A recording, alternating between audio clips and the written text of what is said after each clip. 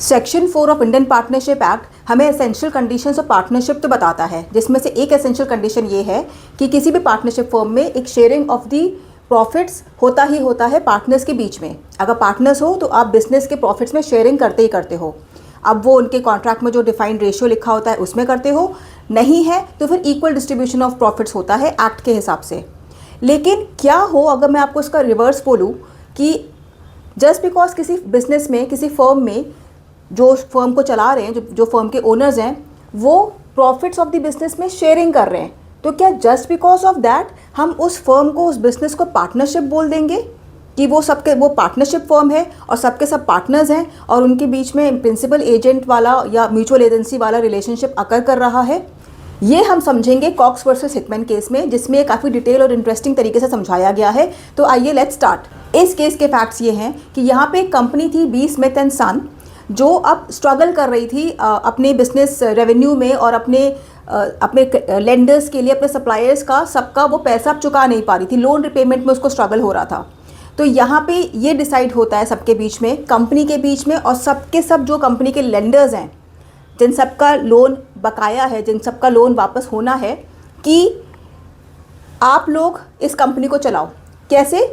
आप में से 5 लोग आ जाओ, क्या पता वो खुद से आ गए होंगे या जो भी अंडरस्टैंडिंग रही होगी उनके बीच में, कि अगर फॉर एग्जांपल 100 लेंडर्स हैं, आप में से 5 लोग आ जाओ, ठीक है, जो आप कंपनी को एज ए ट्रस्टी चलाना।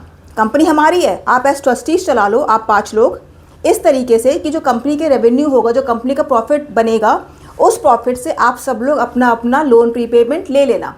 आप 5 का भी हो जाएगा और बाकी 95 जो लेंडर्स हैं उन सब का भी लोन रिपेमेंट हो जाएगा।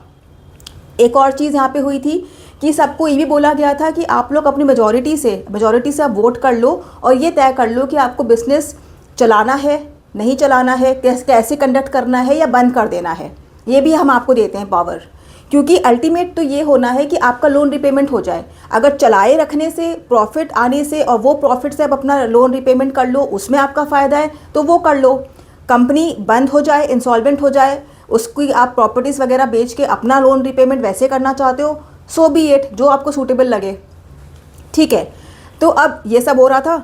अब यहाँ पे 2 ट्रस्टीज़ हैं, कॉक्स एंड व्हीटक्रॉफ्ट। इन्होंने क्या किया, उन 5 लोगों में से कॉक्स ने तो कभी वो ट्रस्टी वाला रोल कभी निभाया ही नहीं, कभी वो एक्टिव ट्रस्टी बना ही नहीं, कुछ कंपनी के कभी फंक्शनिंग में कुछ पार्ट ही नहीं लिया। और जो व्हीटक्रॉफ्ट है, उसने ये डीड ऑफ अरेंजमेंट साइन होने के 6 हफ्ते के अंदर ही रिज़ाइन कर दिया।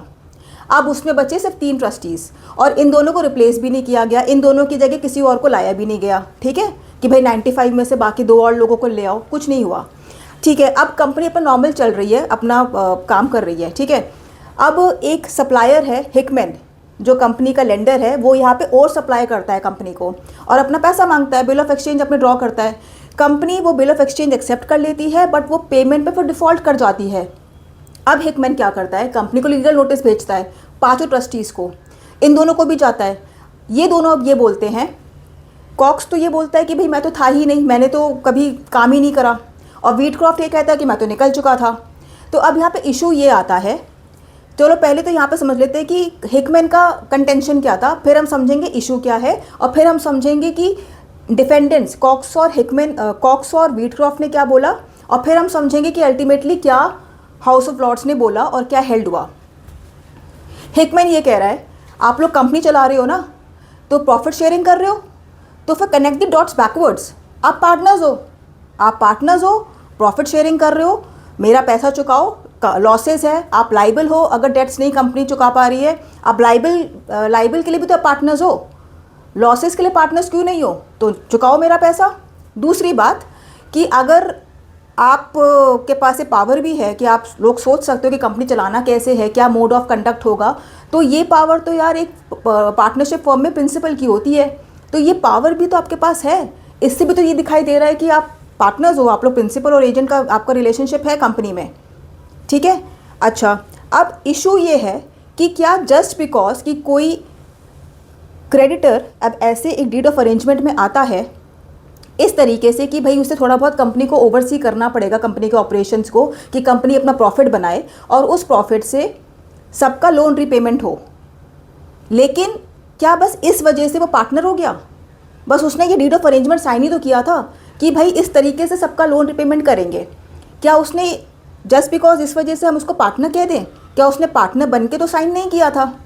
तो इशू तो ये आ गया। तो अब यहाँ पे हिकमैन, कॉक्स और व्हीटक्रॉफ्ट ने क्या बोला? उन्होंने ये बोला कि हम लोग नॉर्मली एंटाइटल्ड हैं, बस हमारा काम इतना ही था कि प्रॉफिट्स आए, हम उनसे आप सबका लोन रिपेमेंट कर दें। हमारा यहाँ पे जो प्रॉफिट शेयरिंग में इंटरेस्ट है वो एक जो नॉर्मल जो ट्रेडिशनल सेंस में जो इंटरेस्ट होता है एक पार्टनर का प्रॉफिट शेयरिंग में एक फर्म की, वैसा नहीं है। ये फंडामेंटली डिफरेंट बातें हैं दोनों।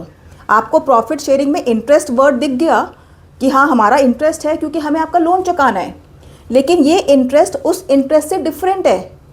वो प्रॉफिट हमारे एंजॉयमेंट के लिए नहीं है, हमें बस आपका कैसे भी करके लोन चुकाना है।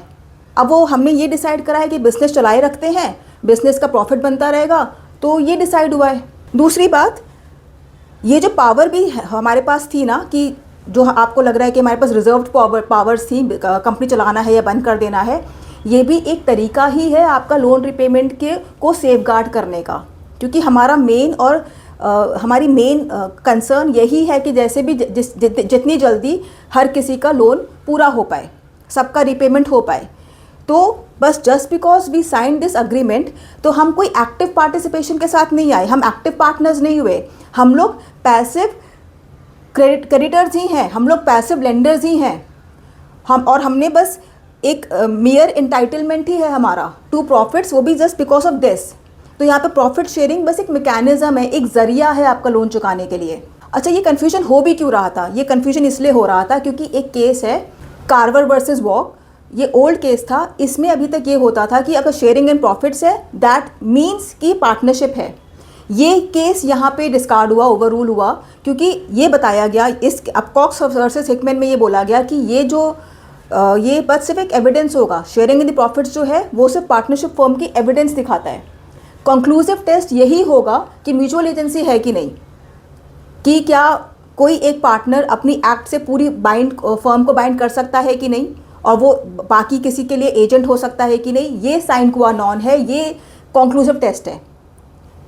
तो अल्टीमेटली हाउस ऑफ लॉर्ड्स ने यही बोला कि बस एक mayor passive entitlement profit sharing में, इस वजह से कि भाई डेट डिस्चार्ज हो जाए सब लेंडर्स का, इससे पार्टनरशिप नहीं बन गई। वो लोग जो कंपनी चला रहे हैं वो पार्टनर्स नहीं बन गए। और एक और चीज़, डीड में ये भी लिखा हुआ था कि जब सबका डेट्स हो जाएंगे वापस इन ट्रस्टीज़ को ये कंपनी वापस कर देनी है स्मिथ एंड सन को, जो असली डेटर्स हैं, जो असली कंपनी के ओनर्स थे।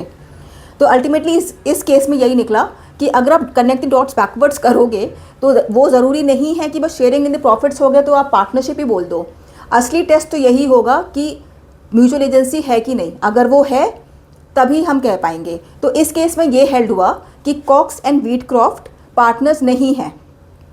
बाकी 3 ट्रस्टीज ने जो भी करा वो अपने कैपेसिटी में करा। इन दोनों को वो हिकमैन वाली ट्रांजैक्शन से कोई फ़ायदा नहीं हुआ, ना उन्होंने ऑथोराइज़ करी थी वो ट्रांजैक्शन और ना ही कोई बेनिफिट लिया। तो और चूँकि कोई पार्टनरशिप फर्म ही नहीं है तो ना ये प्रिंसिपल हुए और ना ये उसके एजेंट हुए, या एंड वाइस वर्सा। तो अल्टीमेटली ये हेल्ड हुआ कि Cox and Hickman were not liable to pay the losses, were not liable to pay the bills of exchange जो हिकमैन ने कंपनी को भेजे थे। तो आई होप ये केस आपको समझ में आया होगा। आपको कोई भी डाउट्स हो या आपको अपने भी कोई व्यू पॉइंट लिखना हो तो please write in the comments. अब हम मिलते हैं नेक्स्ट वीडियो में जिसमें हम नेक्स्ट केस को डिस्कस करेंगे। So until then, happy reading, happy studying, bye bye.